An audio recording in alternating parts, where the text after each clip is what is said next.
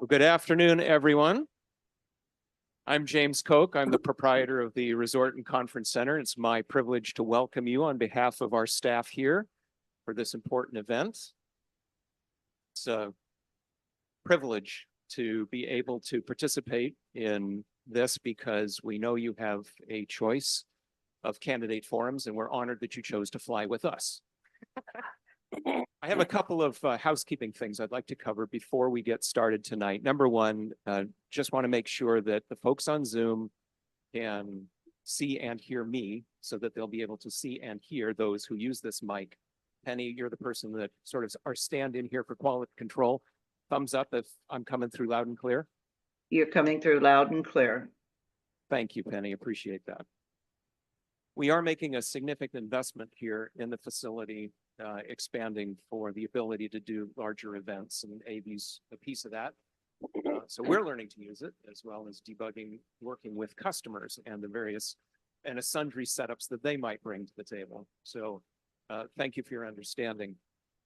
Additionally, we are engaged in a very significant marketing and sales outreach in collaboration with the Tillamook Coast Tourism Office. I think many of you may know Nan Devlin. And we're working very closely with them to harmonize our promotional messaging to bring corporate events during the shoulder season. So it looks like all the candidates showed up. Oh, all of them? Yeah, Penny Cheeks is there on Zoom. She's not there in person. Well, that's good. There's 9 of them. Is that Everybody showed correct? up. Let's see who's not muted. Yes. Hannah, we'll mute you. Okay. Is everybody muted now? Yes. Penny, are you still, did I mute you or are you unmuted? I did. I muted everybody. Okay, Penny, I'm bringing you back.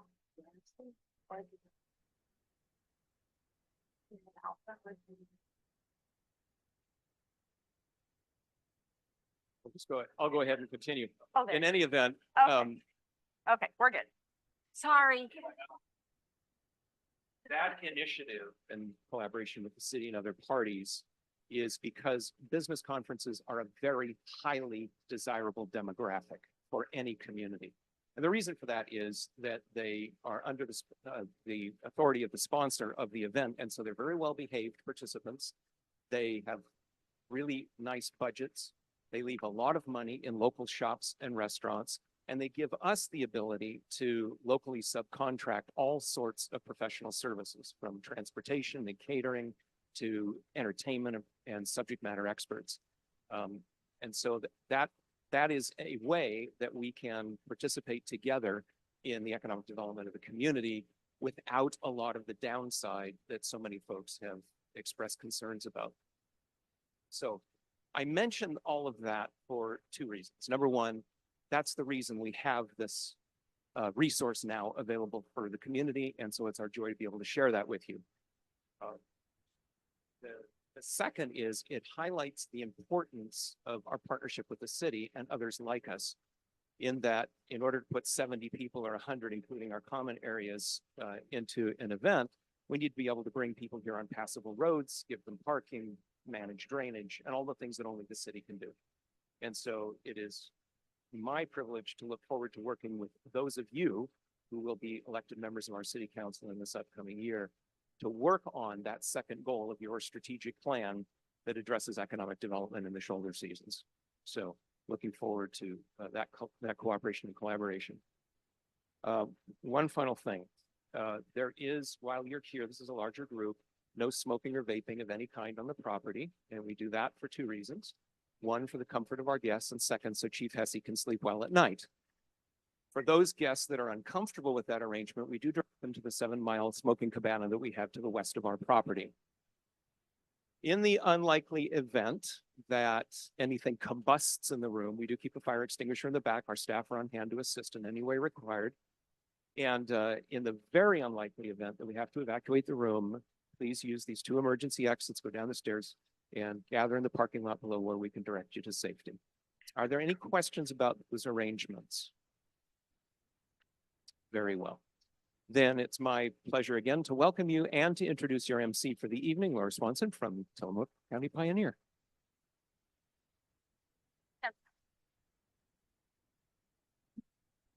So we are joined by our counselor candidates for the Rockaway Beach City Council.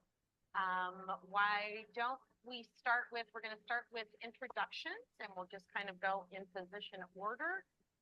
You have 2 minutes for your intro and we've already introduced Robin. She'll be giving you signals when you're getting close to your time. And then we'll dive into the questions. So Mary McGinnis, incumbent for position number 1.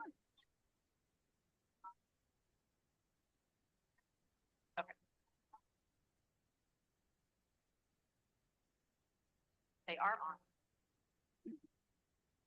I'm Mary McGinnis, and I'm, as she said, I'm running for position number 1 for reelection. I am unopposed, but I'm out campaigning every day hard because this gives me another opportunity to connect to the community. And I want to thank the hundreds of people that have shared their stories with me and invited me into their homes. I have hundreds more to visit, and they are on my list. I also want to thank all the businesses that have shared their stories with me. I'm learning what it takes for a business to thrive in Rockaway. I am a retired teacher and education leader. I'm also very active in the community. I am one of the team people who just put on the September 27th music festival. That was amazing. When I'm reelected, I want to continue with the projects I've already been engaged in. Most of them I helped initiate, and that is buying our drinking watershed, Salmonberry Trail. I'm running out of time. I also want to say I am endorsed by the Tillamook County and Rockaway Beach Employees Union, and I appreciate very much their having confidence in me. Thank you.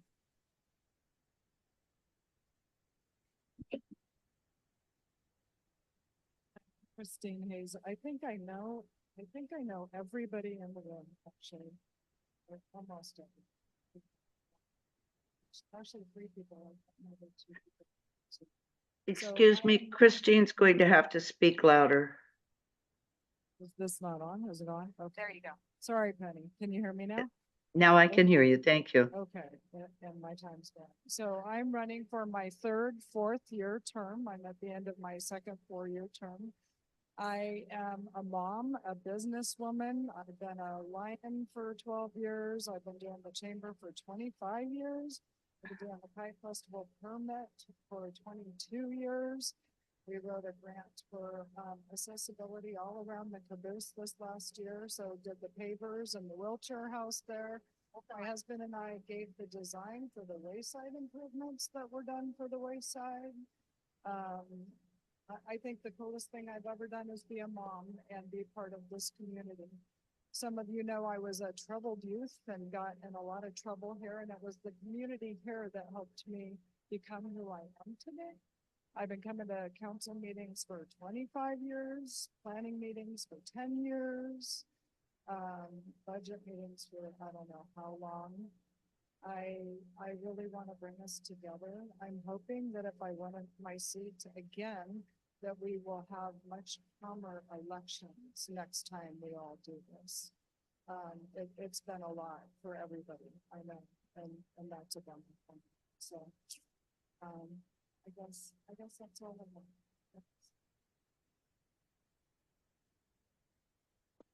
Okay, you need to hold the mic closer to your mouth when you're speaking. Tom Martin. Hello, I'm Tom Martine, and I'm running for re-election for the city council position number 2.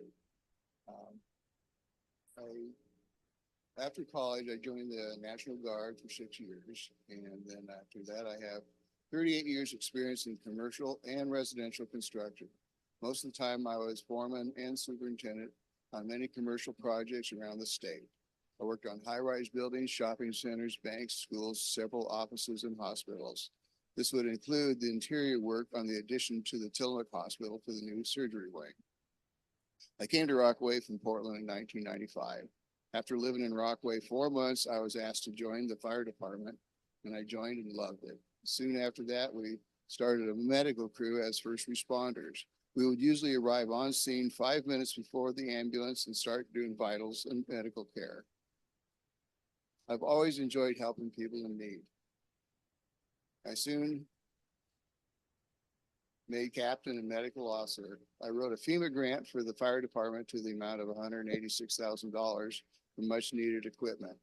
I wanted to write a grant for the repair of the aging fire station and found out that FEMA would not award a grant because we're so close to the ocean. I came up with the idea of buying some forest land, build a new fire, police, ambulance, and tsunami staging area. It has been going through the planning commission and we've purchased 10.5 acres for the project. I retired after 25 years on the fire department. I was asked to apply for an opening on the city council in 2008 and was awarded the open seat. I love being on this council, assisting with city's decisions. I left the council after 5.5 years. In 2019, I was asked again to apply for an open seat in which I was awarded. The last 5 years have been very busy with all we've passed and approved. I'm looking forward to the Lake Lytle project getting initiated. Kylie.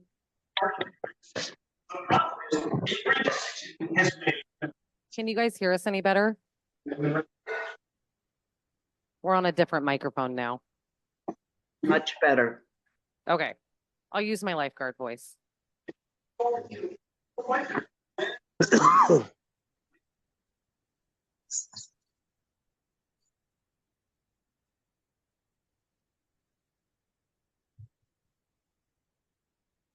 Yeah, you don't want to mute Penny though.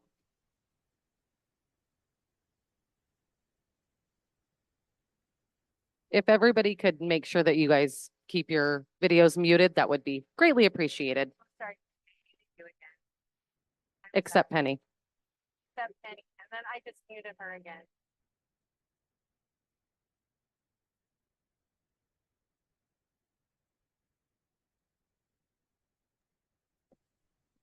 Okay, now can you hear me?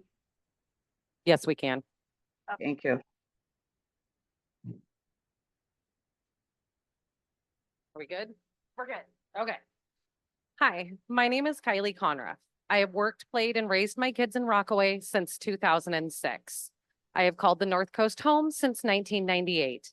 I am an alumni of Neoconi. My older daughter is an alumni of Neoconi, and my younger daughter will be an alumni of Neoconi High School. I have worked and rented homes in Rockaway, and I'm now a homeowner. First and foremost, I am a mom to 2 daughters. I am a dog mom times 3. I'm a sports mom, and I'm an active duty military mom. My community involvements include current president of the Neoconi High School Boosters Club. I'm a volunteer for the Wildlife Center of the North Coast. I am a liaison and a volunteer for Friends of the North County Recreation District. I am coordinator for the North County Easter egg hunt, and I am a board member for the Mudnick Foundation. I'm a former firefighter for the city of Rockaway. I have coached youth sports, coached high school cheerleading, and I have worked for the North County Recreation District for 20 years. My primary goals are community involvement, exploring the options for restoring the city's park and rec program, seeing more community events and activities for all ages, securing safe and sustainable drinking water by securing our watershed and land, doing this in the most financial responsible way. Without safe and sustainable drinking water, we have no city. I want to leave a safe and sustainable Rockaway for generations to come. Also exploring options for mixed income and workforce housing. The things that are most important to me are being approachable and listening to the public, transparency, integrity, compassion, and honesty. I want to be here for you, for the public, and for the community. I want to hear what is working, what is not working, and what you would like to see. I want to hear about your goals and ambitions for Rockaway, and I am here for you and the public, and that is why I'm asking for your vote for position 3. Thank you.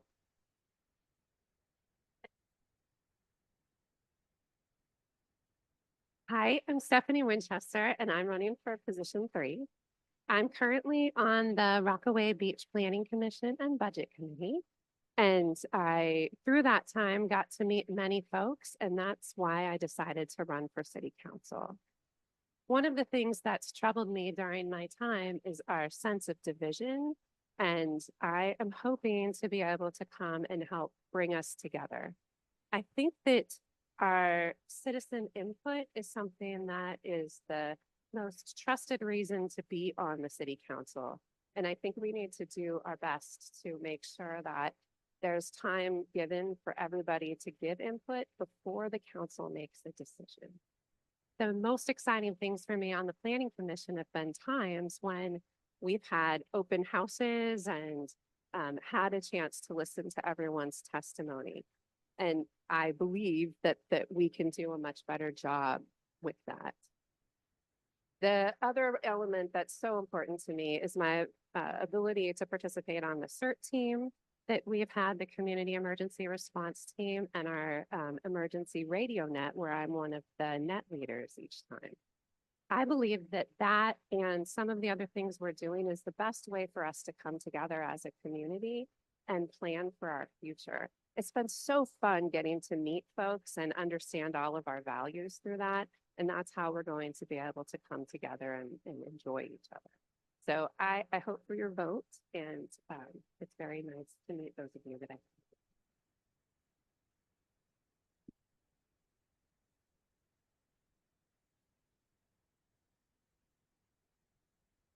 Hello, my name is Alicia Franken, and I'm your city councilor for position 4 here in Rockaway Beach, and I am running for re-election. When I was nominated as your city councilor in March of 2023, I came to the position with an open heart and an open mind to help the city in its efforts towards continual improvement. I made a commitment to honor Cindy K. Gregory, whose position I was filling, to do my level best, and I believe I have done just that by working collaboratively with my fellow city councilors, our mayor, our city manager, and our excellent city staff to have one of the most productive eras in the city's history. With projects such as the state-of-the-art Anchor Street Park, the lease on Lake Lytle, the wayside improvements, including the project currently underway for improved accessibility, and our Streets Capital Improvement Plan, which was approved in April of 2024. I'm also deeply invested in the security of our community water source in hopes that we have a clean and abundant source of water for years to come.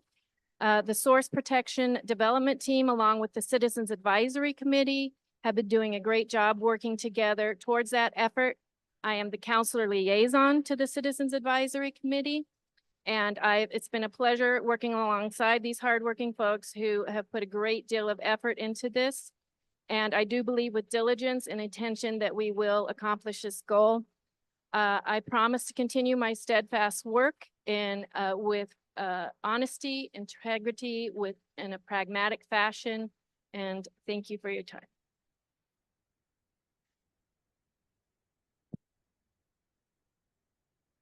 I will try and stand up. Hello, my name is Justin McMahon, and I'm running for city council position for over the past days and weeks. People have been asking me, what do you bring different to the city council? Because we're supposed to be a nonpartisan group working for all people. So I'll tell you this a little bit about me. I moved to Tillamook County. I take over the leadership of a Tillamook County nonprofit, Living Water Fellowship, with my wife, Erin, in 2020, right in the middle of COVID. It was a really good time.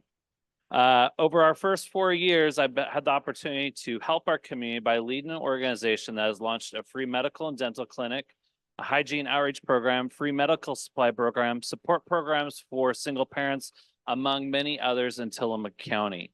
Along with that, I'm the board president of Tillamook County Habitat for Humanity, where I'm involved in bringing affordable housing to Tillamook County as well. So city government seems like an obvious extension of something I've already been involved in, which is helping those in Tillamook County. So what do I bring different to the table? I bring a lot of past leadership experience. I spent about 25 years in executive leadership, working on building teams, teaching young people, young leaders how to work through conflict, working with HR and building new markets for a clothing company. I did that along with working for nonprofits where you are building a vision to help people to work together in unity towards a goal and towards a purpose. And I've done that in a way that really brings people together. I have experience doing that. And so what I would say to you, for those that don't know me yet, is I have a lot of experience with working with people and that I'm real stubborn. And I want to represent all people, which means I'll work hard for everybody and not just one group of people. Our role is to be representatives, not activists. Thank you.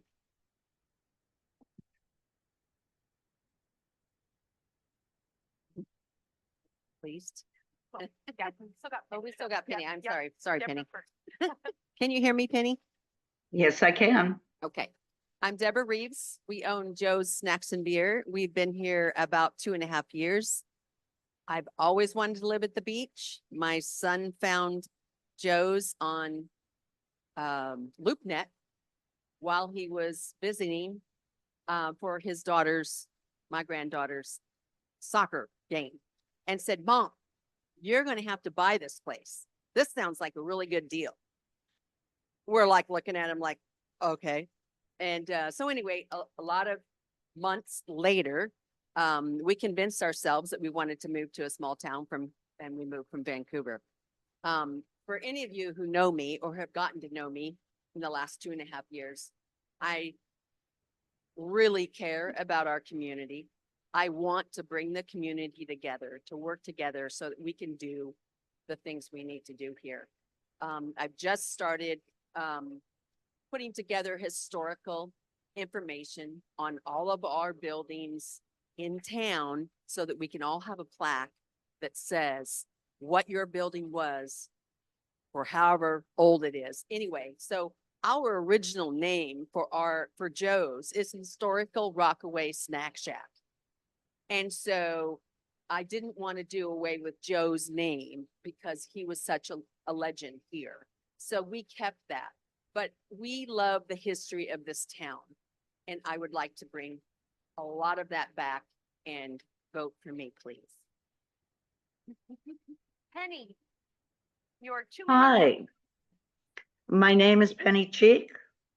I've been on the council now for about 5.5 years. I have supported our city manager and our city employees. I have promoted Lake Lytle, the Anchor Street Park, and the Salmonberry Trail. I've been very active in our watershed. I have been to visit the watershed in Seaside. I've also been to many meetings regarding our watershed. I have been a member of the Lions since I moved here. My mother was a Lion and Lioness. She asked me to join many years ago, and I did. I've been very active with the Lions Club. I'm also a member of the Business Association. I'm a board member for Senior Meals. I have been active with Senior Meals for many years. I also am a former business owner. We owned Rick's Roadhouse for 18 years in Rockaway. I am interested in working collaboratively with my fellow councilmen and continue the work we have on the Salmonberry Trail, the work we have with Jetties Creek, and also working on the Lake Lytle project. I think that we need more parks. We need more recreation for our children and for our adults and for our seniors. I'd like to see us have some trails around the Lake Lytle area so that the seniors can get out and enjoy walking around the lake. I think that's a possibility that we're working on right now. I want to continue working with the city as a city council person. I have enjoyed my time as a councilor. I think I have been very active in working to keep our city progressively in the forefront. Thank you.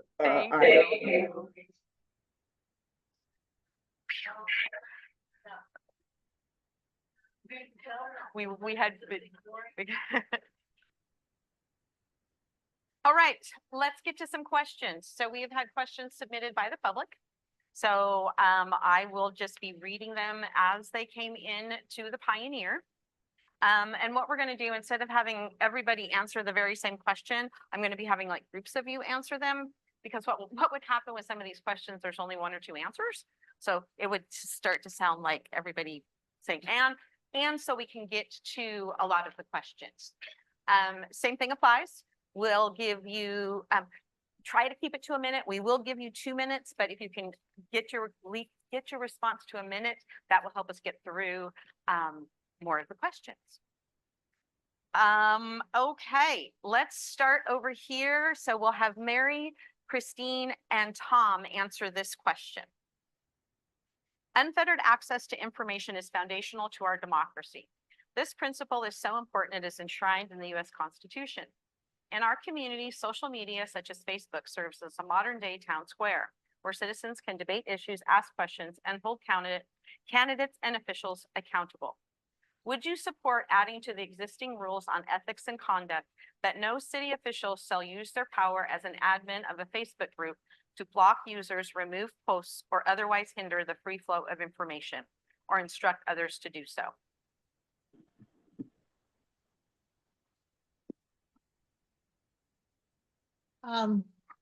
Well, anyone who knows me, knows I don't use Facebook a whole lot anyway. I have a city councilor Facebook page that I remember to post some event on about once every 2 weeks. So blocking people's not an issue with me. League of Oregon Cities does already, and the state do already have rules about that. So if someone's not following their rules, there are avenues to go about addressing that. But myself, I'm not a prolific user of Facebook. I imagine this question is probably for me. I pretty much expected it with the article that was published yesterday. So I am an admin in probably 5 different Facebook groups. A couple have 16, 17,000 people in them. One is Tillamook County Roads and Weather. There's What's Up Tillamook County. There's the Rockaway group. I did that initially because we had a big flood and we couldn't get to each other and there was no way to connect to the people in Nadana that were trapped. And so it just kind of naturally evolved to a community group and that group split into some other groups, which happens in communities. I will tell you that all of the groups that I am a joint admin in, we make decisions together, all of us admins, and we have a no bully policy in all of those groups. And I stand very strongly behind that. There's no way a person that works full time is going to be able to monitor 16,000 people having political debates. And so I know that we and Rockaway and the Rockaway group have been sending people to Move Voter because that's a place where people are, where the moderators are open to helping people debate topics. What's Up Tillamook County locked down completely last year during elections. They decided, or we all voted, that nobody would post any comments, that we would just let events come through and no comments would go through. So there's a group process with all of it. But, you know, I'm a no bully person. I don't like people being bullied and I don't like to be bullied. And if you want to hang out in a bully group, then hang out in a bully group, you know. I've done all the trainings at the league that Mary's talking about a couple of times now. And I feel very confident that when I'm wearing a certain hat, that I'm behaving as if I have that hat on. So if I'm in my council chair, I'm a council member. If I'm the chamber president, I'm acting as the chamber president. I use the appropriate emails for all of the different hats I wear. And, you know, the Facebook admin stuff, I have been doing that to help my community for well over 12 years in all of those groups. So, so that's it. Yeah. 2 minutes. Okay. Okay. I could keep going. I am a user of Facebook. I enjoy it for family, friends, get to keep up with relatives and such.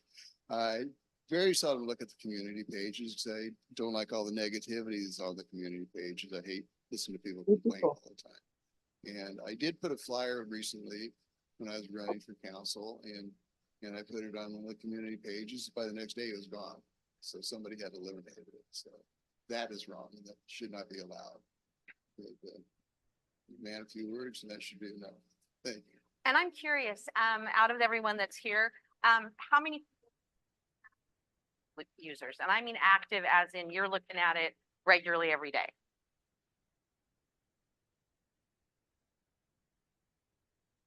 And they're like, yeah, no. I know, well, it's our job. See, so when it's your job, then that does, yeah, that's a little bit different.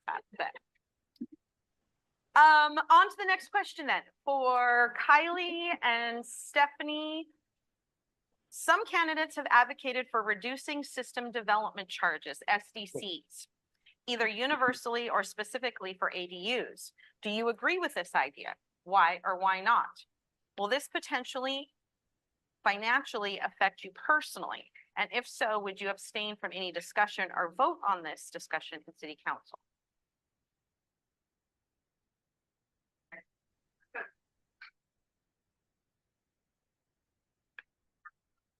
So, yeah, right, okay, and I can go through them for you, absolutely. It was a 4-part question, so, yes. So SDCs, do you agree with the idea of systems development charges universally and or specifically for ADUs? Do you agree with that? Okay. So, my family, my husband is a contractor here, so I should disclose that now. So I certainly would be impacted. One of the things that I believe that our city needs to do, and we've talked about it, is the study of the SDC fees and to ensure that they're fair.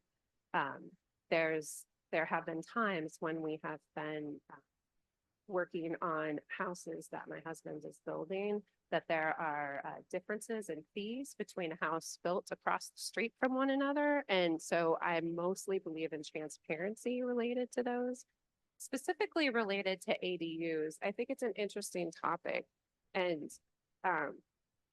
think of like also an ADU, a place that you may have a family member stay, or you may rent out to a worker in the community. It's also similar to if you were adding on to your house and adding on a room and maybe a bathroom or something like that. And if you added on to your house, you wouldn't pay an SDC fee to hook up a fresh new water or septic or the sewer and everything. And so that's my problem with the ADUs, is that I think we should be incentivizing that so that we can bring our family members here if we need to, or workers here if we need to. And in that area, I don't believe that there should be fees, because there wouldn't be if you were doing an addition to your house.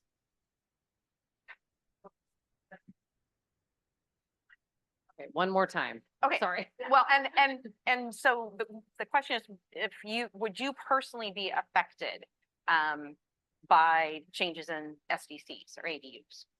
So to answer that, no, I wouldn't personally be affected. So then the question would be, would you advocate for reducing SDCs either universally or specifically for ADUs? Do you agree with that idea? Why or why not? So I feel like this is a little bit of a tricky one, just because as we're looking at the housing crisis here and what we can do to help that housing crisis, because ADUs can't be used as short terms. They can only be used as long-term or, for your friends or family to come in and stay in. So looking at the bigger picture here, I feel like this could be a little bit of an incentive to help with the housing crisis that we're going through here on the North Coast. As far as the pricing, it would be interesting to see a breakdown and see if there's different prices for different people. I feel like there does still need to be fees there, because we're then paying someone to go out and make those connections for the city workers. But I do think that a breakdown and looking at that and seeing if there's different prices would be, but I do think that it could help with the the housing crisis that we've got here. Thanks, Kylie. Do we have an unmuted person?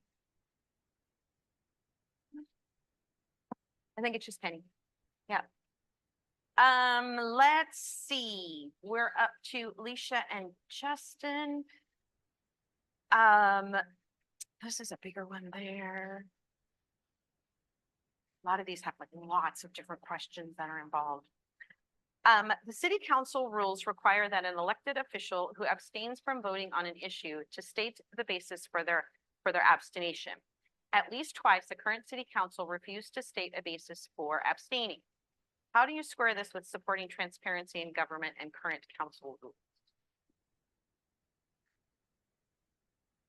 So as a city councilor, I believe we are obligated and required to follow the current rules. And so I don't feel that that's being transparent in any way, and I don't know how to slice that any other way.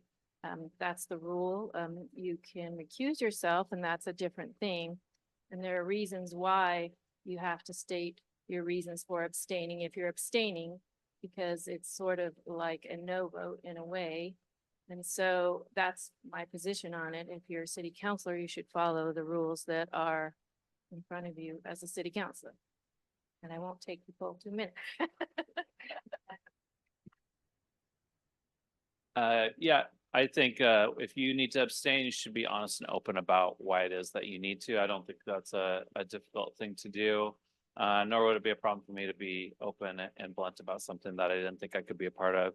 Recusing yourself, like Alicia said, is another option that allows you to, I guess, avoid sharing. But I think it's important that our council shares openly if they have issue with something that they're voting on, and just talk through it with the group during the workshop, and then at the city council be able to say that. Thank you.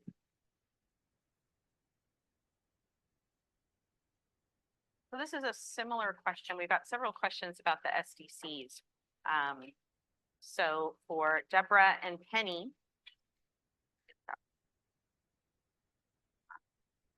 So the subject of reducing systems development charges has been brought up by candidates running for office. Do you agree with this idea? And also, if you're a builder, since this would have a potential financial effect, would you recuse yourself from discussion about or voting for any changes to SDC?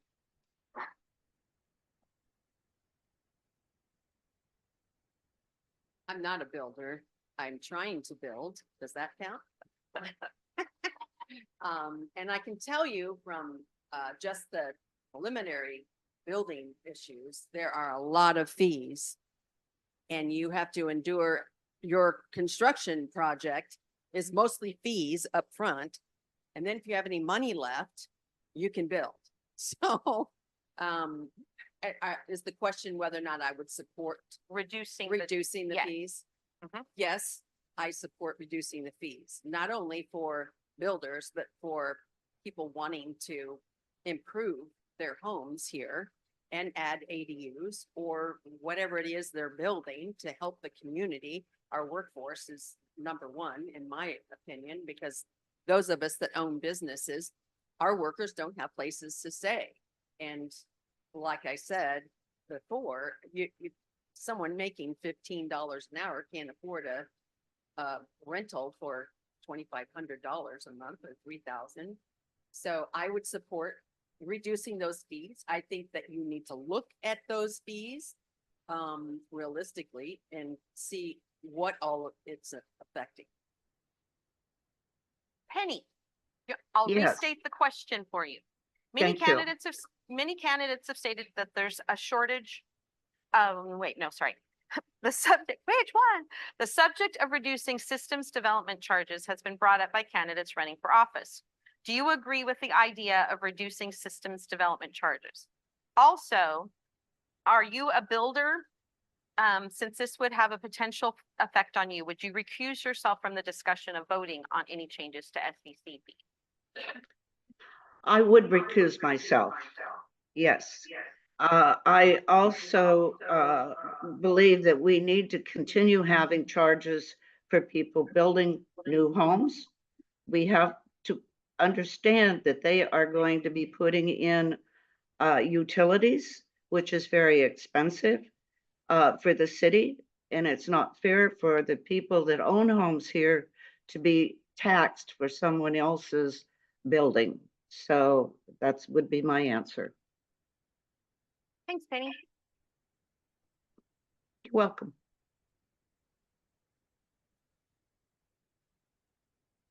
Okay, let's dive into all the STR questions.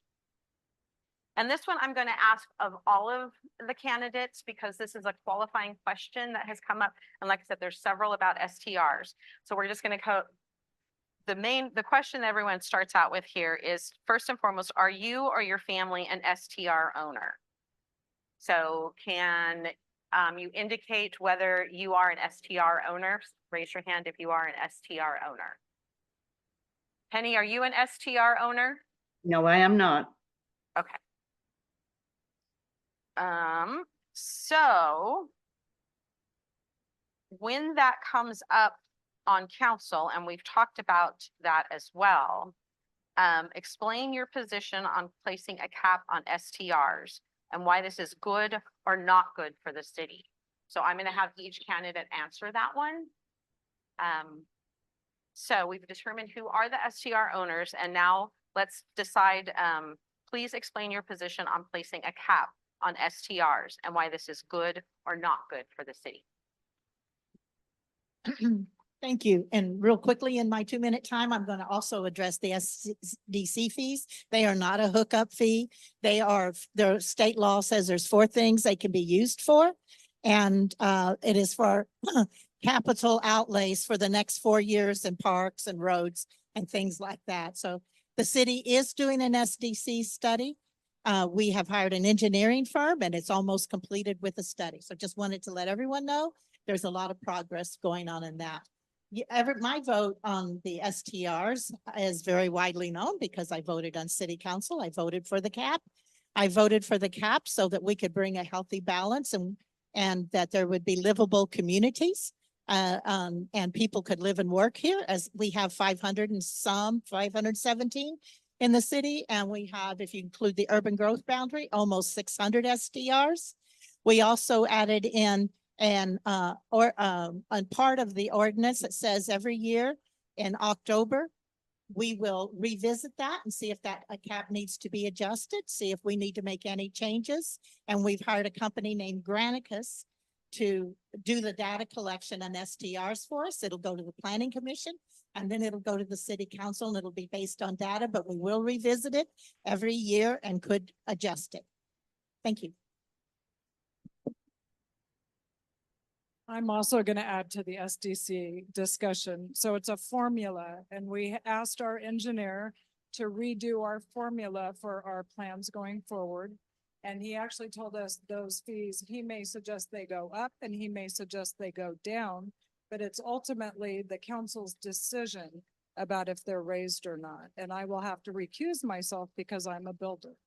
But that doesn't mean I can't ask smart questions that give you information about what we're doing. And so on to the STRs.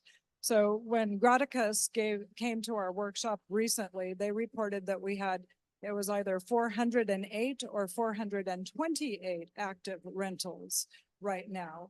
And that was questioned. And I went back to the workshop actually, so I could see, did I write down the right number or not? And that's missing from the workshop. But so we have over 600 licenses and 428 if it's the higher number. So that means we made $67,000 in extra license fees for STRs that weren't even used.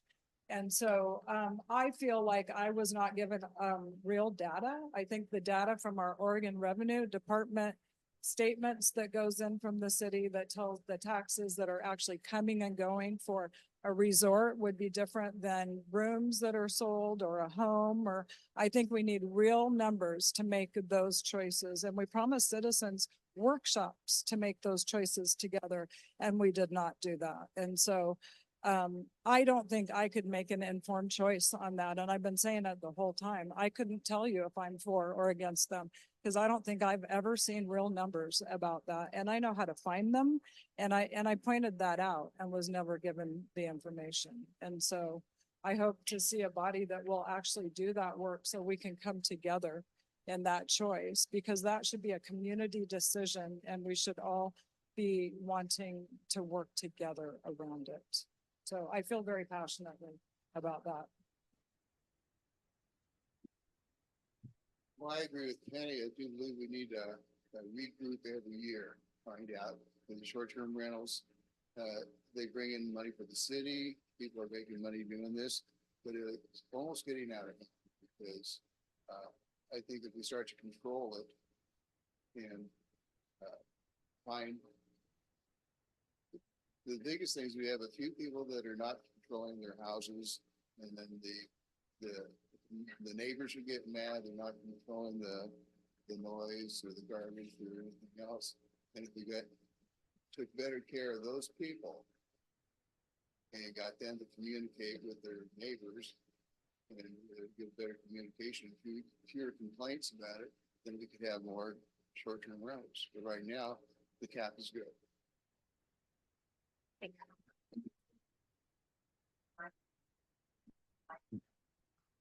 I got it.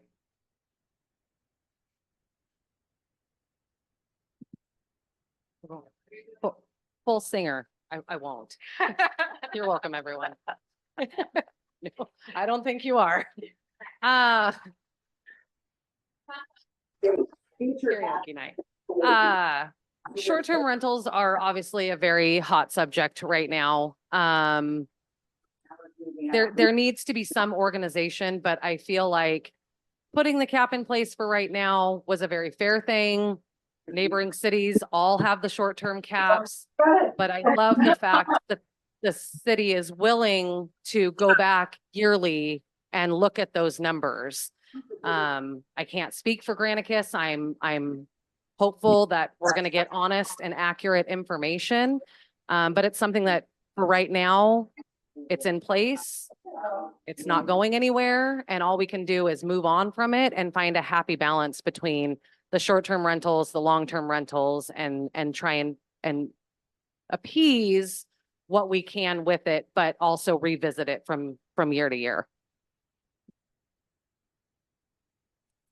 We do have a short-term rental, and we also manage a short-term rental that's outside of the city limits, but in the urban growth boundary as well for a family member. I am not opposed to the idea of having a cap. I think there probably is a reason to do so. I think my challenge was that we needed to have data to be able to make the cap. And also we needed to really evaluate the ordinance to make sure we're looking at, sorry, thank you, Sandy, the livability issues and rules that we need to make sure that the short-term rentals are making our neighbors in our neighborhoods livable. We live 2 blocks from our primary short-term rental, and we build relationships with the people who move there. They know we'll be there in a moment's notice if they need something, but they also look to us for references and places to go, things to do, and all of that. And I think the smaller rentals are something we need to look at in the ordinance and make sure that the management of the existing rentals look at our livability, but that also the numbers are there. Now, obviously I couldn't vote, but I've talked about in many other posts and such that having a citizen committee that evaluates it on the annual basis and really looks at all of those, that's balanced with people who own STRs and people who do not, so that our citizens can inform us of the way to move forward. Hello. So yes, I'm not an STR owner. The numbers that we talked about, we started in January of this year. And so that's the statistics we were looking at. What we do know at that time, we had 6% of residents owning short-term rentals, 30% are out-of-state owners. We had lots of input from our strategic planning, citizen outreach.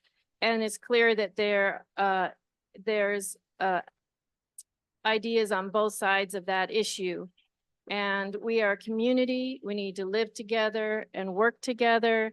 And so a cap was a way to bring balance in that topic. As one of the other candidates said, we were the last city on the coast to have a cap. And part of the reason there may be confusion about the numbers is that when we started discussing putting in a cap, we had a run on short-term rental licenses, which is what pushed it up to 510. Now, moving forward, we just initiated the Granicus software, which will track everything much more succinctly. All complaints will go through that. So we'll have a better idea of how we're maintaining in that area and for the livability of all the people who are neighbors to short-term rentals, et cetera. So as Mary pointed out, we revisit it every year. So that's the idea, so that we can continue the conversation and bring about what's best for everyone.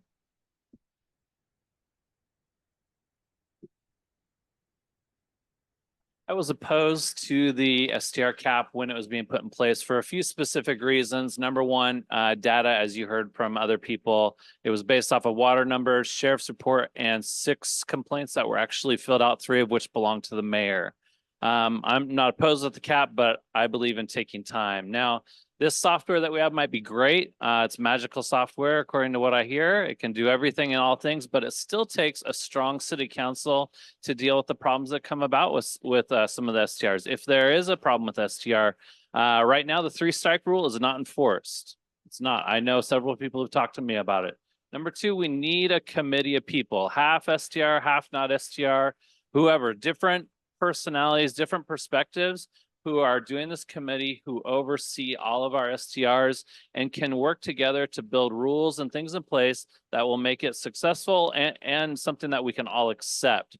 But when we rush something and we don't take the time and we aren't enforcing the rules that we already have in place, it makes me concerned. That's partly why I'm running, is we need stronger leadership on city council to deal with some of the difficult things that come up. Thank you. I love this subject. I'm an STR owner. My STR is 4 foot from my door. So if anyone has an issue, I take care of it. There's not garbage issues. There's nothing. Because it's up in the hallway and no one can see it. When they enforced the cap, I was not for a cap. And I still don't feel excited about the cap that we have. I've recently gone around to many of the businesses and asked them how they're doing and how the cap has affected the businesses. And if you don't own a business, you wouldn't understand how that affects you if you have less people coming to town. Now, that's not all of the reasons we have economical issues. People just don't have money. They don't come to town. Anyway, so STR cap, I am willing to compromise. I'm willing to look at a balanced cap. And I am very open to talking with others in our community about what we need to do. Initially, they told everybody and everyone that came in our store, oh, if we put a cap on STRs, we're all going to have a place to live. That's not true and never was. And it didn't fix that issue. Penny, My turn? your turn. Okay, well, I live on a very short street. There is 5 houses on our street, plus one corner house. Six houses total. Three of those houses are STRs. So I live with STRs. I also have been an owner of an STR, which I sold. So I've worked on both ends of the spectrum. I believe in tourists. That we are a tourist-based community, but we also have residents that live here. And when the residents start telling me that they're having problems with traffic, they're having problems with noise, they're having problems with partiers in the evenings or nights, then I think that we've got a problem. We put a cap on the short-term rentals because they were at 500 and some homes here were used as short-term rentals, and it was getting out of hand. We needed to sit down and have a timeout so that we could relook at and revisit the problems that we have with the short-term rentals. I think that we're doing that, and I think we're doing it in the correct manner. We will have open discussions with the community regarding this. We've taken surveys of the community. Bill Hassel did a wonderful job with a survey just recently. And I think that given time, we'll be able to work this problem out to meet the needs of the city. Thank you. Perfect. Thank you. Okay, let's go back to a couple questions we'll do again kind of a divided questions here. Got several more. They're very similar as far as talking about the STR cap. One of the ones that Deborah brought up that mentioned that people thought that having the STR cap was going to solve the housing issue. And that was one of my questions here. Many of the candidates have stated, and this is for Mary and Christine and Tom. Many candidates have stated that there is a shortage of available workforce housing. However, half the candidates have STRs rather than offering them as long-term rentals for workforce housing. Doesn't that seem a bit hypocritical? That was their ad-libbing, not mine. Should have edited that out. What are your specific plans for increasing workforce housing? This is a problem nationwide, and Rockaway's in the middle of it.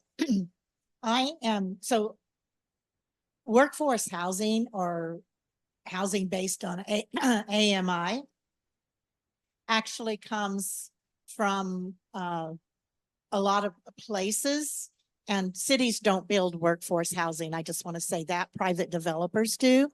Cities can assist and help in ways that make it possible. I am actively looking at the state. I am a member of the Tillamook County Housing Commission Legislative Committee. Just had a meeting with them before I came here, and we're looking at ways to get the state to help with things like offsetting SDC fees, passing legislation and grant funding. And so I'm working with people throughout the county on this. I have visited most of the towns around to see what they're doing. And to be honest with you, we're all in the same boat. But yes, I am taking proactive action by actually getting involved in county committees and working with the state legislature on it.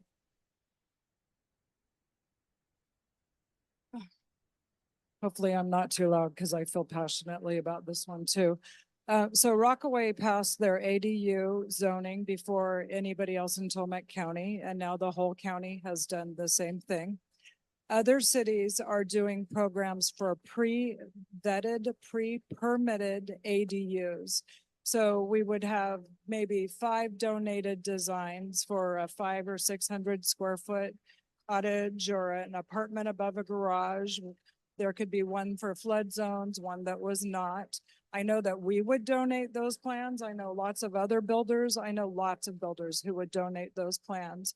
Then the planner could pre-approve those, and we could offer those to families to add to their homes. If we, as Stephanie, I think, explained, it's no different than doing a remodel to your house. Those services are already in the ground. And so right now, if you go to the city, that can be $15,000 or $18,000. It's a whole additional fee to hook up something that you're already paying for that's there. So it makes no sense for us to charge that. And I've been talking about that for 7 years. It's a way that we could immediately create housing in Rockaway in 90 days, if we streamlined that process. Rockaway Beach used to have little tiny cottages with the big houses all over it. Yeah, and for some reason, we decided we wanted to do away with those, but those are places for retired people to live, nurses, doctors, traveling teachers, college kids waiting tables. That's immediate housing. And then the other thing we could do is annex in Nadana, because if we did that, that would free up all those lots that have septic systems, and they would go on city services. And eventually that will happen.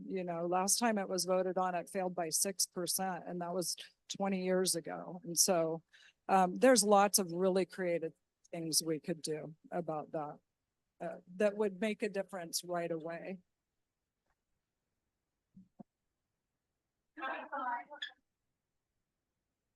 Okay, when I first moved down here 30 years ago, there was more renters in town, full-time rentals. And more people have been turning these into vacation rentals. And so now there's fewer rentals for people to come into. And so that's the problem that needs to be worked out.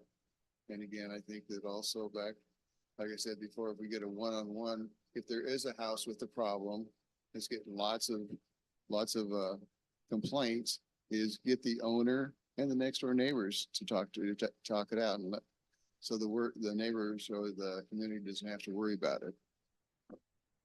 Thank you.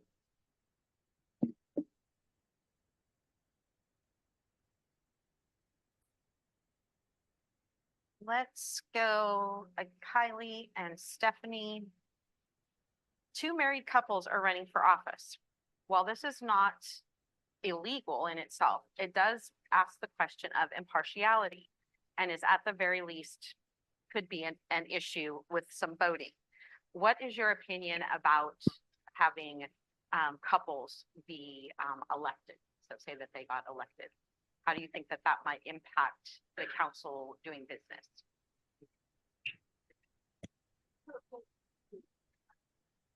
Okay.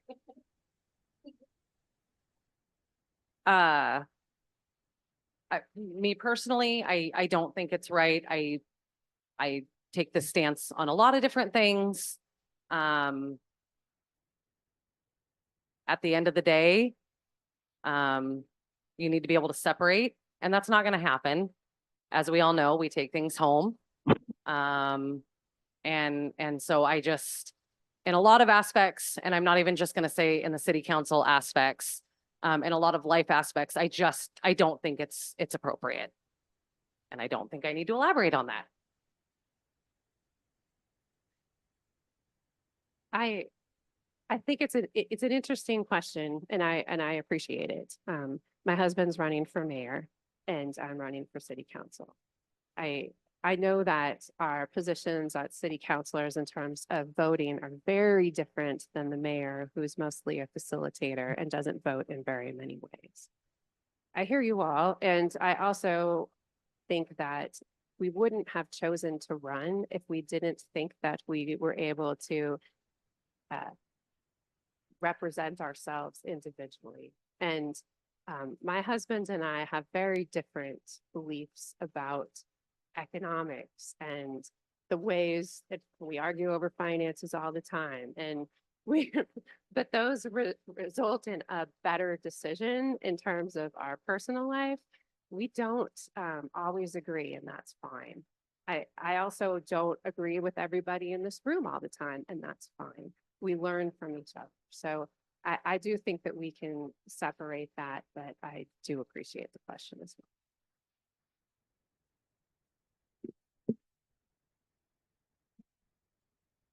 Rockaway's independent police department was eliminated by a previous administration to the current one. Now instead, the city contracts with the county sheriff's department for its policing. What do you see as the pluses and minuses of reintroducing a police department to the city's budget and governance?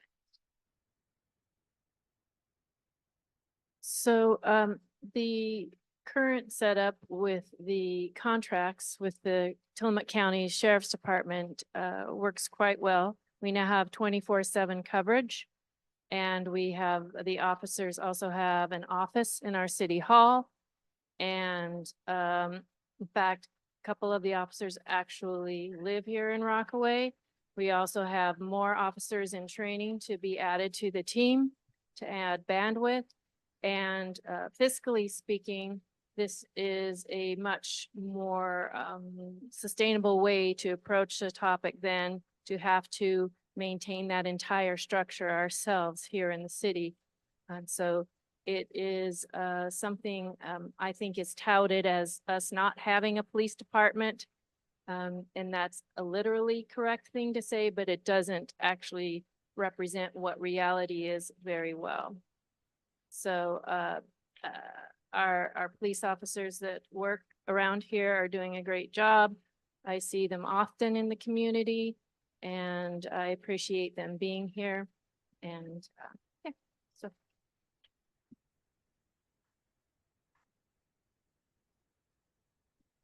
What I would like to do is relook at the numbers. I understand that the police department was removed due to financial reasons and some other reasons that I'm not fully aware of. But I think this isn't an opinion based off of the performance of our current police officers. It's an opinion based off of a police force being a part of the community and being more actively involved with the leadership of the police department. Our current contract with the sheriff's department, I believe, is supposed to provide us with 4 officers, and we've had 2, maybe we have 3. I don't know if we've gone up from the 2, but most of the time since we've had this contract, we've only had 2 in place, and the other ones have maybe moved on or whatever it might be. But we haven't been able to keep the entire contract going, and I'm not sure why that is. But that's a concern to me as to that police contract. So I think that's an issue. I want to circle back to the housing issue because it's one that I'm passionate about because of being a part of Habitat for Humanity. We mentioned earlier the STR cap. One of the main points in the STR cap was that it would help with housing. And that's not true. It never would and it never will. Number 2, I see housing being built in both Garibaldi and Nehalem and nothing in Rockaway. So some smaller cities are figuring it out, but we haven't figured it out yet. So that's a concern to me as well. There's land to be built on here and there's land that can be given to organizations like Habitat. I'm just a volunteer person on the board there, but there's ways we can build and there's ways we can get started now, just like some of the other candidates said. Thank you. And I want to interject because I'm aware of what the situation is with the sheriff's office, and it is staffing. They simply cannot fill all of the positions that they have. And I do believe Rockaway does now have 3 sheriff's deputies. The sheriff's department has been understaffed for years. Yeah, definitely. So that is the reason. Yeah, definitely. That's why it's a concern, but I understood that. And like I said, and- our police officers are doing a great job. Just that contract's not able to be fulfilled, right? And then also some history and background with the Rockaway police. That was the problem for the Rockaway Police Department too, was keeping officers and staffing. Yeah. So that's that's kind of an out of anyone's control situation. Okay, thank you. Deborah and Penny. City of Rockaway Beach has demonstrated a commitment to accessibility, evidenced through the addition of the beach wheelchairs, the soon to come Moby mats, and the work on the Wayside Beach access. The addition of the ADA compliant ramp. How would you address, not each candidate, 2 candidates, how would the candidate address the lack of available ADA compliant accessible STRs in the city of Rockaway Beach? Would you be in favor of exempting ADA compliant STRs from the cap? Well, we heard from one young lady on the city council, at the city council meeting, about 0 STRs had accessibility for anyone that was challenged physically. I think that's an issue we need to look at. Countywide. Countywide, not just here. Right. And get it fixed, because we're not getting younger, and that may be us that's needing something other than a stairwell to walk up to our place, which I have 14 steps. So I definitely would, I think you said If you in favor of exempting ADA, exempting. yeah. Yes, The I'm, STRs that would have it would be ADA accessible. yes. I am. Would. And Penny, so how would you address the lack of available ADA compliant or accessible STRs in Rockaway? And would you be in favor of exempting ADA compliant STRs from the cap? That's something that we will have to study. I would like to see some citizen input in a uh, in a group setting, so that we can have input and find out what the need is. I personally think that we should have some ADA approved STRs. I have trouble going up and down stairs. That's why I'm not with you this evening. So I would have, if I went out to rent, I would have to do a one-story home because I couldn't get up to the bedrooms. So I think that there would be a way that we could work around that if they are approved SDRs. Excuse me, ADRs. Now All I these forgot. initials, ADAs. ADAs. An STR that's ADA. We've got too many. We've got too many alphabets in here. Anyway, I would be in favor of looking at some sort of way that we could entice people to make their homes ADA approved. Well, Deborah actually said it. We are all aging into disability. I mean, that's just a fact that we all in some way are going to be limited. I have personal experience with this. I actually did a year ago an event with Keith Jones, who's an internationally known speaker and is disabled. And we wanted to put him in a beachfront home. We could not find one in Tillamook County that was ADA acceptable. There is not one that exists. And we were stunned. I mean, it was just, we were really amazed that that wasn't an option. And the couple of options that we found that were ADA accessible were almost insulting because they were tucked back in the back of the resorts or whatever, and you know, not beachfront, not the nicest situation. So this is something I think that is an opportunity. I know Visit Tillamook Coast is doing a lot with Wheel the World and making things accessible. So this is one of my soapboxes because I understand how people want to be able to travel, and this can be very limiting for them. Okay, let's move on. Let's see. Where are we at here? Back around? Are we at this end of the table again? Start at this end this time? Okay. We'll start over here then. Mixing it up. Non-incumbent candidate platforms have insinuated that the current city government excludes or does not listen to all citizens, that all citizens do not receive equal treatment, and that genuine citizen engagement is missing from the current administration. This allegation is objectively refuted by the many opportunities citizens have had under the current administration to meet with the mayor and the city manager, participate in multiple town halls, and learn about issues. Please give one specific example of the alleged exclusionary instances and explain how it amounts to more than a self-interested grudge. No, it's actually for you because Deborah just answered. Oh, okay, She great. did ADA. Yeah, I have a couple examples of this. One of the first issues that I engaged with was the STR cap. I've already shared why I was concerned with how it was put into place. I went to many different meetings with the mayor, met with him personally.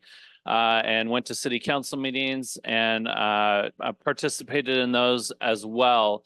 And initially, it felt like nobody was listening to the other half of the story. And obviously, for me having an STR that I live in partly and rent out the other side, I was concerned that I wasn't being heard. And the mayor's very good about saying that he listens, but I felt like it wasn't until we had enough citizens pressuring, hey, let's look at this number, let's look at it differently, that there was any kind of change in what was going to happen with that STR policy. And so I felt like it was a win because the voices were heard, but we had to press really hard to do that, and it wasn't heard in the beginning. Second issue would be related to our election process. Many citizens have brought up for several years the concerns about the at-large versus the district voting that's in place. Many people on the council said they were in favor of going back to at-large, but when it was brought up just to say, hey, why don't we fix this now? Suddenly all of the opinions changed on it because certain people wanted it to be a different way. So yes, I have felt unheard, and I think that there's more opportunity for us to be heard, and that's why we need to be a group of representative council members and not representing just half of the people in Rockaway Beach. Thank you. So we had multiple workshops discussing the STR cap. We had multiple city council meetings where there was public input. And in fact, some of that public input, as well as behind the scenes interactions with citizens, did bring some amendments to the STR cap process that we were working on. And it's a difficult thing because there are people that wanted the STR cap and people who didn't. And so this is part of the difficulty as a community, that we don't always all get our way exactly how we want it each and every time. And so we are a community, we have to work together. So by having no STR cap, which is what some of the people were advocating for, meant that we were completely ignoring the folks that did want an STR cap. So the fact that nobody lost their STR license, the fact that we had a run on STR licenses and we didn't cut that off, is saying that we were working with folks. And the fact that we added the looking at it every year to make sure we're addressing issues that we couldn't possibly foresee in the moment was also doing that. And as far as the position numbers go, we did discuss that at several workshops. And we did say that we should have some citizen input because our charter is largely silent on the issue. We also consulted with the city attorney to say what's the best course of action after using this style of election for a decade. And they said they recommended that we not change anything abruptly, and then we take it to the citizens. And so not getting what we want doesn't necessarily mean we're not listened to. We don't always get what we want. Thanks, Alicia. Okay, well, we've pretty well run through most of my questions here. So we can open this up to some questions from the audience. I do have one other question that was submitted when we first got here today, and this would be a question for it would just be for certain candidates. So the question was, well, it's the candidate, well, why didn't the current council or the other candidates attend the forum yesterday on October 15th is the question. So, yeah, go ahead. Yes, absolutely. You got the mic. So I was literally on an airplane, so I could not attend. And it was for something that was planned months ago. And it was a very important thing. And we were not asked what our availability was. The information was posted on Facebook without any interaction with half of us. And those of us who discovered it on Facebook went, whoa, wait, I can't, And so there were several of us, not just one of us, who couldn't be there yesterday. Kylie? I've done a little bit of defending. One thing about me is I never want someone else to speak for me, and I try my best to not speak for other people. She's saying she found out about it on Facebook. I found out about it in an email, days prior to the first one that was held. So what's being said is that everybody was invited, and I'm going to speak for myself here. I personally did not feel like I was invited to it. Nobody reached out to me. I've been very open about how to contact me. And I had commitments. I don't hide the fact that I am a mom and that my kids are my number one priority. Before I even made the decision to run for city council, I asked both of my kids, mainly my younger daughter, because she's the one that's still at home, if she was okay with it. Because this is a family decision. This isn't just a Kylie decides for Kylie decision. And unfortunately for both of the dates that they had given, I had commitments that I couldn't bail on. One of them was out of the area. And the other one was at a big event that was held at the high school last night. And while I would have loved to have been there, I wasn't asked, and I wasn't asked if I was available, and I wasn't given the dates really in advance. Tonight's forum, it was emailed to all of us, and it was said, please give us your availability between this date and this date. And lots of us emailed back and gave our availability. And it was looked at as a whole for everybody that contributed their dates. And this is the date that worked for the bulk of the candidates. Tom, were you at the?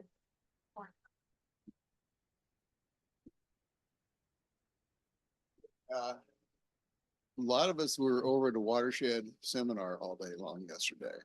Very informative. I learned a lot about watersheds and what it's going to take for us to implement what we have to do. And the same like the others. I didn't really feel like I was invited to a thing. I was just told on Facebook about it. And that's not very formal, where you guys were organized and set a date and made us feel welcome here. And that's why I didn't go there. I went to the seminar instead. Thank you. Thanks, Tom.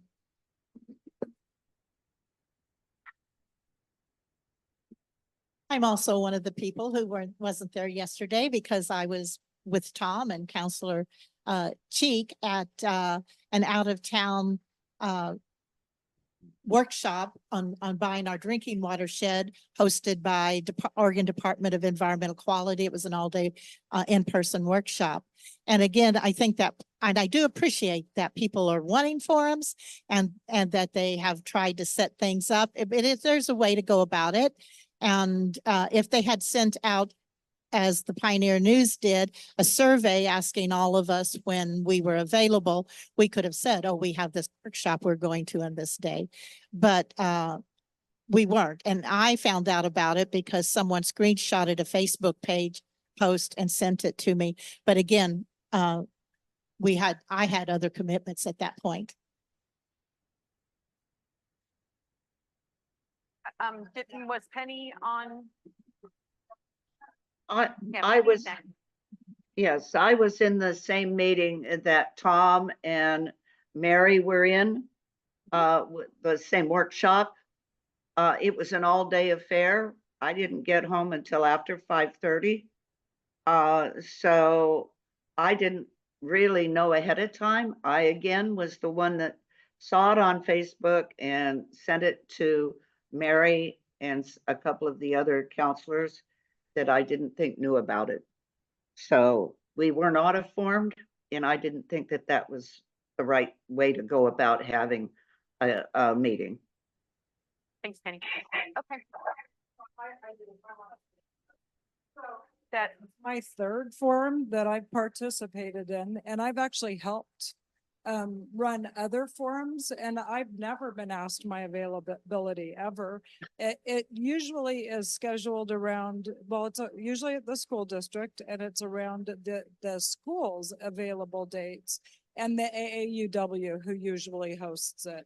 Usually they choose the dates and then we show up if we can, and lots of times people can't. And so just to be clear, I've never received an invitation and this is my third trip through, folks. And so. Received an invitation from this one, and Eh, when, well, and when I did, yes, when I've done yes. forms in the I past, meant in I've past always, trips. I've Okay. always, So- do a survey to find out what the best availability is. And I also know AAUW also gets in touch with the candidates to find out their availability and how it meshes with the moderators. It didn't happen my last trips through that way, so.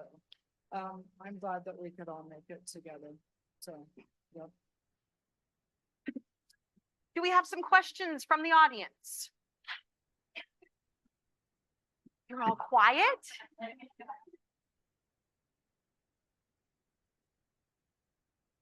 Robin? How does everyone feel about annexing and, questions, but I want your discretion on that.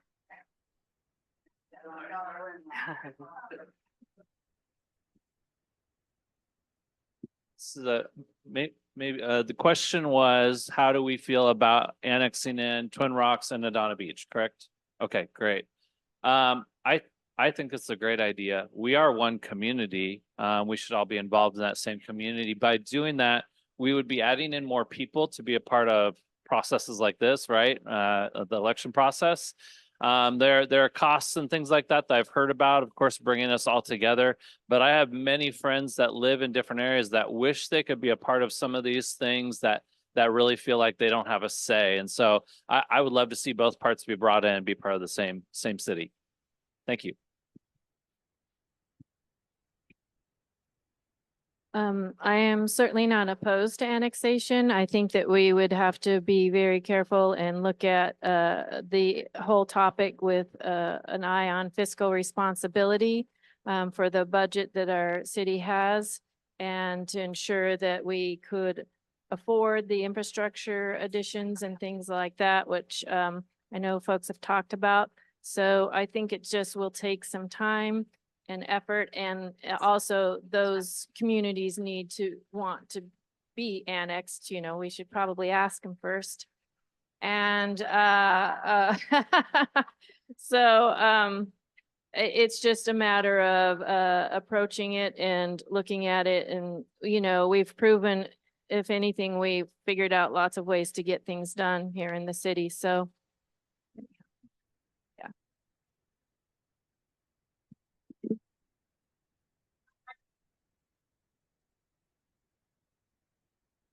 But we were all going to address this, so I was waiting patiently.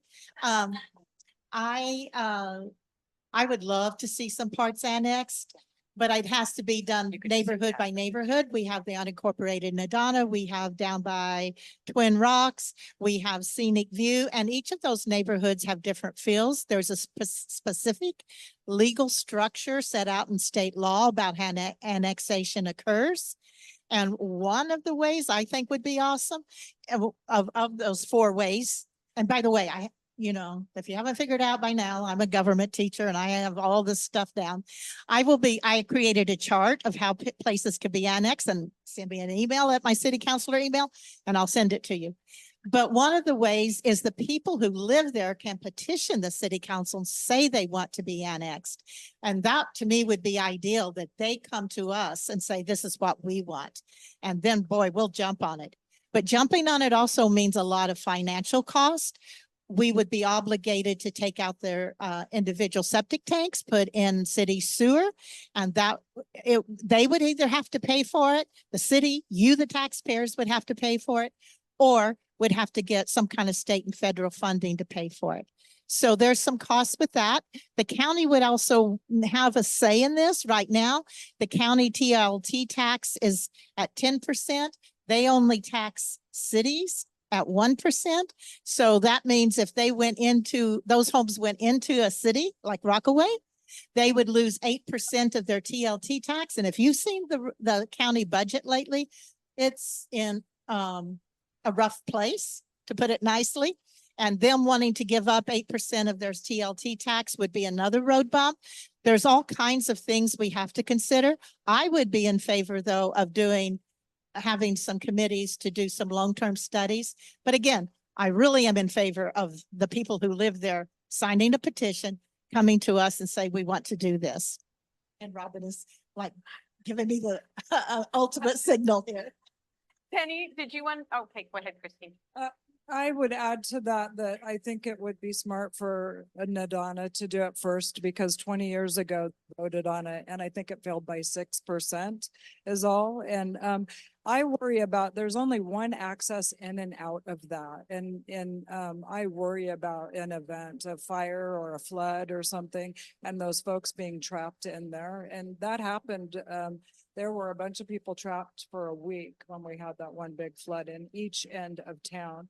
The other thing is right now we're about to do a huge project in there. We're doing new water lines and stuff, and we're taking out a very serious loan around that. Half of it is forgiven, but it seems like since we're already doing infrastructure work, it would be really smart to do all the infrastructure work that we were doing. And so it's part of like the planning that Justin was talking about. And so I think there's a lot to work on. I don't know why we haven't already done it. Most of the people who fought us doing that before have passed away, actually. It was a bunch of the older oceanfront owners. Yeah. And so I think it would pass now. They didn't really answer. Did anybody else want to weigh in on the Donna and annexing? We good on that? Do we have any other questions? Yes.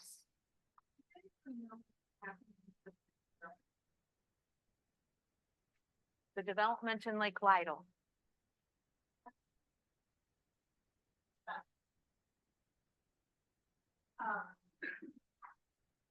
It's sort of moving slowly. Yes, yes.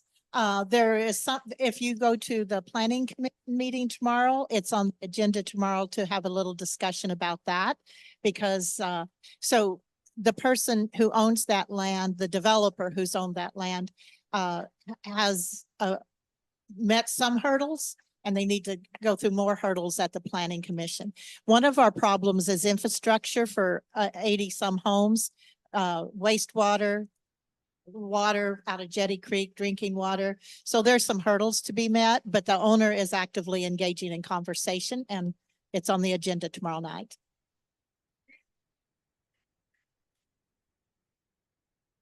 Well, a done deal, it doesn't mean a done deal.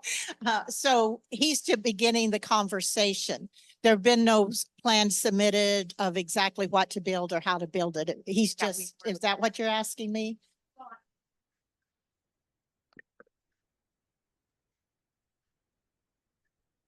Those are some of the hurdles that the city planner and city manager and planning commission will work out with the developer.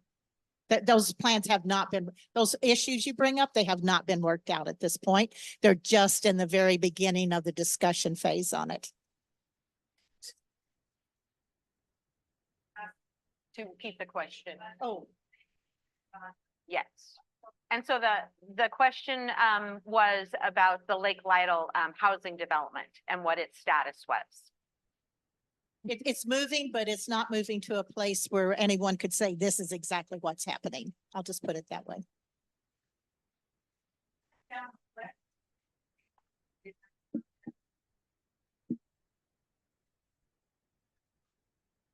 That was then, I think that was the criticism of some of the areas of the Nadana wave, but just so you know, so the Lake Lytle I'm on the planning commission. The Lake Lytle is was a true subdivision request. And what happens is once so the planning commission goes through, looks at their plans from the subdivision, and then the staff go in, including all of our areas of government like public works, fire and rescue, police, everybody goes through and recommends conditions that must be met for that subdivision to be able to be supported in our committee or in our community. Sorry about that. And I believe that one had 53 conditions that the developer had to go through and meet. So some of them are wetland studies like you're talking about to make sure we identify what's truly buildable. So even though there had been some preliminary, that needs to be done within, I believe it's 1 to 2 years, new studies. and traffic studies, all of the engineering for all of our water and waste and everything. So they have they have a year after the initial preliminary approval to go get all that work done. And what the Planning Commission is talking about tomorrow night is the developers asking for an extension, because while they have apparently made progress on giving the information on all of those conditions, they haven't been able to complete all of them. And so it's probably very common in these larger subdivisions to do that. But after they go through and get all of those things, it goes back to the Planning Commission, and the Planning Commission has to evaluate, did they actually meet all of the conditions? Sometimes there probably will be things that were discovered that we might need more. So it's a long process, unfortunately. They come back all at once with everything. So they have to meet all, I can't remember, I'm pretty sure it was like 53 conditions. They have to meet and come back with all 53. There's a question from our Zoom on basically. We're monitoring them. And there are a lot of the questions that they're asking are questions that we've already answered about ADUs and STRs. Barbecue. I gotta go take care of the barbecue. Okay. We are getting we have about 20 minutes left, which would give us about the time that we need, to do our closing statements. Since you all will be given about 2 minutes for your closing statements. So unless there's some other burning questions, I think we'll move on into our closing statements then. Let's do it in reverse order. Let's start with Penny. Penny, you get to go first. Oh, 2 goody, minutes. goody. Your closing statements. Oh, good. Okay, well, I'm not gonna take a long time. I just want to thank everybody, and especially the people that put this on. I know how difficult it is to organize something as important as this is. We need to get out and let everybody see us and hear us and know who we are and what we stand for. And I just want to thank the group that put this together. I think it was an awesome thing to do. I'm glad that we were able to talk like this in a group where we all can share what we feel about our city. And it was great to hear all of the people really care and love Rockaway Beach, and they have our city in their hearts. And I think that as long as we continue to share our issues and talk them out, that our city is going to be a lot better, irregardless of who wins this election. And of course, I want to be one of the winners. Sorry, Debbie. But I want to continue the work that we've been doing. It's been very important to me. I'm committed as a council person. I take all of this to heart. I believe in our community, and I believe that we've got one of the greatest staffs of any town in Oregon, to be honest. I think we've got a fantastic city manager who is working and doing his level best to make our community better. And I think everyone on the council is also doing that. We are all dedicated to this community. And I want to thank everyone for the privilege of being a council person for Rockaway Beach. Thank you. Thanks, Penny. You're welcome. Deborah.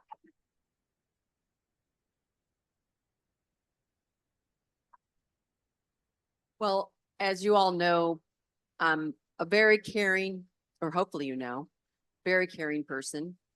I feel I'm very level-headed.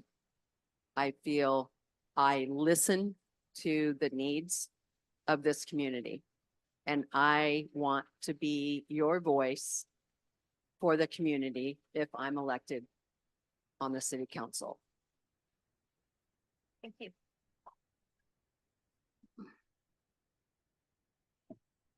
I think being a part of city council is something that requires building unity in our community. There's been a lot of divisiveness. I know it's been one of the questions today. But unity doesn't come by just everybody agreeing. It comes by fighting a lot. Anybody who has a significant other knows that usually the fight is really done when both of you are unhappy. And so we have to come to a middle ground on decisions on things that we are doing as a city. And that's where true unity is found. And I think my experience in the past leads me to a place where I think I can be a part of being a strong leader in that situation. Being a part of city council also isn't about just showing up at every single committee meeting or participating. It is about leadership skills and people who come together and deal with complex problems instead of passing many ordinances. Many ordinances we have passed have been great. But in the last 2 years, we've passed over 40 of them and less than the years before that.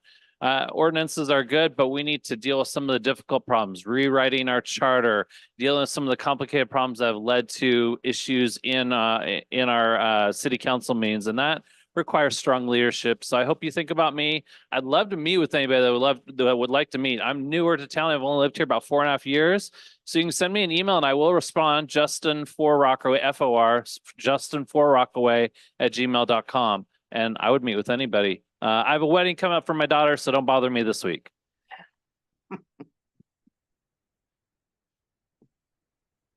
So, as I talked about in my introduction, we have seen one of the most productive eras in our city's history with our current council and our city manager and our city staff. We have, we have an enviable city as far as some of the other communities nearby see it. We have a budget surplus. We are fiscally responsible. We have approached and accomplished many great things, including improving infrastructure, which we all know is near and dear. If our city isn't addressing these types of issues, then that's literally our foundation. We are working together. We don't all necessarily agree, but we have good discussion and work through our issues. And I believe that I have worked well with all of my fellow councilors and our city staff, and they do an amazing job.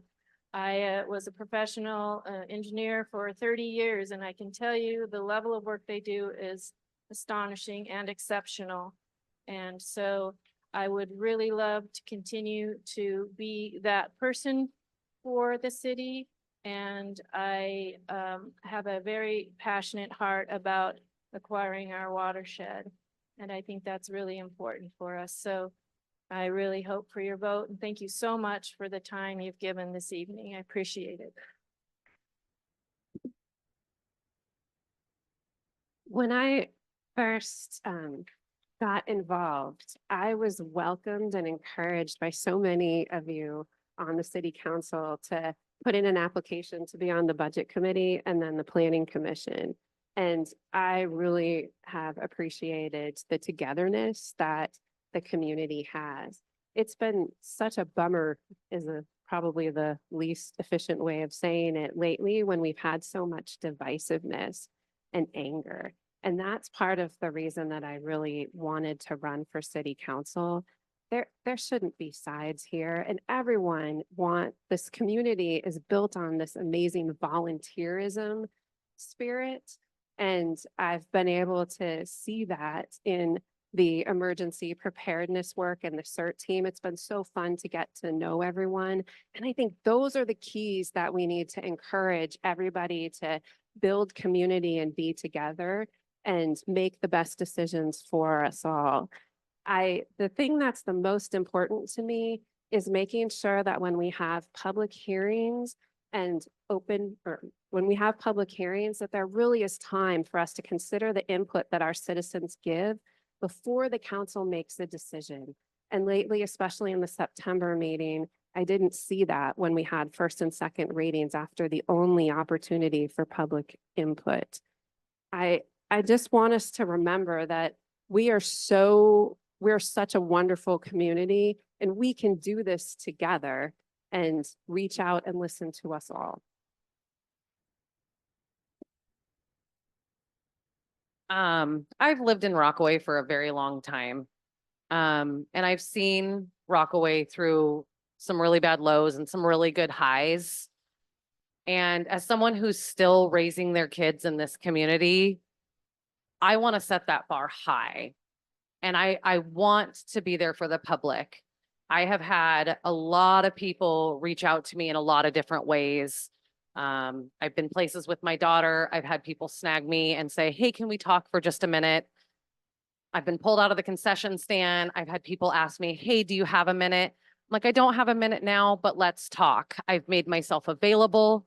And I think I've done a really good job of being very honest and transparent with everybody and where I stand. One of the things that's important to me is to bring this council back together, and bring the community back together. And even if it's something that I personally am not for or with, I want to do what's best for Rockaway.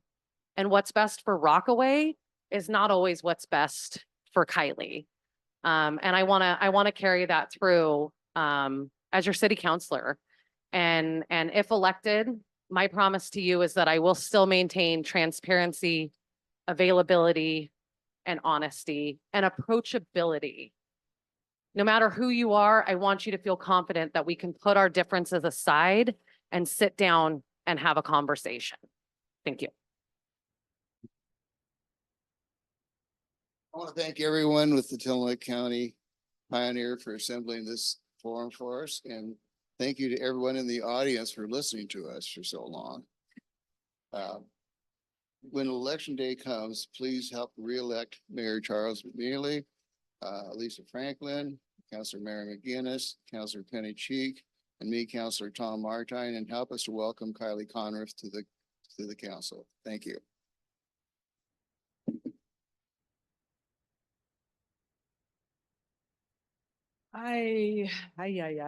So the division has been really difficult with this election. I had someone from the AAUW told me that she has not seen infighting in Rockaway Beach since 2003, like what we have had in the last couple of months. And I thought, what the hell happened in 2003? Because that was a little before my time, but I really believe that it starts with the council and the citizen bodies and the committees and the planning commission, all of us working together. I think the culture really starts with all of us. And there has been a definite breakdown because you hear one thing from some of us and you hear another from others. And I campaigned for people who completely switched what they said they were going to do a year in. And I feel I misled the public to a certain extent. And I'm like, did I get duped or did they change? Or I don't know, I want to sit at the table with honest people that really want to do what's best for our whole community, not just for the neighborhood that they live in, but our whole community, wherever we live and whatever kind of job we have. And I represent the part-time people. We work for families, generational families, and so I'm part of the fabric of Rockaway Beach. A friend of mine says, you live and breathe Rockaway, and I really do. It's what the Facebook groups are about. They're about connecting us and helping us. And I want to leave things better than I found them. I think we need to be working on regenerative tourism. We're printing stuff on buses and we have no arrow of where we're inviting people to come see us. And we have these beautiful natural resources and we could be working together in protecting them and caring for them and teaching people who come here how to care for them. Oh, sorry. Well, as I mentioned in my opening, I have been visiting hundreds of people and they have openly invited me into their home, which has been a kind of a big surprise and a pleasant surprise. And what I get in the community is that people are overwhelmingly happy with Rockaway. They're happy to live here. They think it's a great community, and they are really not really attuned to what people might consider to be divisiveness. And I think that what we do here as a city council is we have passed a lot of ordinances. That's because we're updating, because the state laws have updated and they had to be updated. They're not all new ordinances.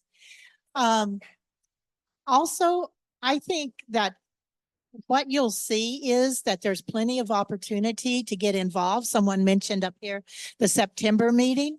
The two ordinances that we voted on in September had actually spent months in the Planning Commission, where they had public hearings before they came to City Council for more hearings. So I think that's an issue that we can work on, is making sure people are more aware of the opportunities that they have. But I really want to stress that when I go into these homes, people are happy. They really love living in Rockaway. And I want to thank all of you for coming. I want to thank the Pioneer News for hosting this. This is a big evening, long evening, and I think we were productive. We got to hear a lot of views from a lot of people. And my parting word is, please vote. Thank you. So we've got about 5 minutes left if you'd like to chat with the candidates. I'm also going to put a plug in for, we've talked a lot about emergency preparedness. Tomorrow is the Great Oregon Shakeout and Move Out. So you've been seeing a lot from Rockaway Beach. You all are doing it big time. 10/17 at 10/17. If you have Nixle alerts, you will get a Nixle alert. It is a drill. It is a drill. Yes. And it is very important that we all practice these things. So I encourage everybody to log on to the Rockaway Fire and get that information. Thank you all. One more announcement, everybody, and that is, you can text 888-777 and Rockaway, Oregon, OR, and send it, and that